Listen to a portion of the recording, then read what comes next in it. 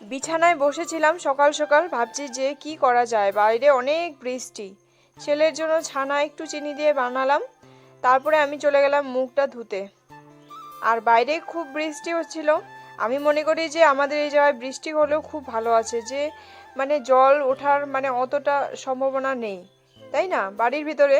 আর অন্য সব জায়গার মধ্যে অনেক জল, রাস্তাঘাটে গাড়ি যাওয়া যাচ্ছে না, কত কষ্ট হচ্ছে, দেখলেই অনেক খারাপ লাগে। তো তারপরে কি করলাম যে উঠোনটাকে ভালো করে ঝাড়ু দিয়ে নিলাম। বৃষ্টির মধ্যে কাজগুলো করতে হবে, কারণ সারাদিন যদি বৃষ্টি পড়ে, সারাদিন এই কাজগুলো কি পড়ে থাকবে বাড়ির, বলো তো? এইভাবেই করতে হবে। তো তারপরে বাসনগুলো ছিল ওইগুলো মেজে নিলাম। এদিকে ছেলেকে আমি দিয়েছিলাম খেতে পেঁপে। ও পেঁপে তো খেতে চাইতো না আগে, কিন্তু এখন ওকে খাওয়াই। আর সব খাওয়াতে হবে, এখন থেকে যদি খাওয়া না শিখে পরে গিয়ে এটা খাবো না ওটা খাবো না এই নমুনা সব করলে কিন্তু অনেক জ্বালা।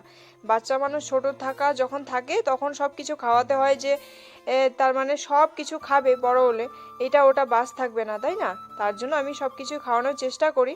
তথাপিও এখন অনেক বাজ হয়েছে যে এটা খাবো না ওটা খাবো না। আচ্ছা, চানটাকে সেরে এসে এখানে আমার চাল ভিজালাম, আর ডাল ভিজেছি, আর একটুখানি ভাত করলা কেটে নিয়েছি। তো এইগুলো নুন দিয়ে মেখে রাখবো একটুক্ষণের জন্য। আর দেখো ডালটা সুন্দর করে একদম ধোয়াধুয়ি করে নিচ্ছি।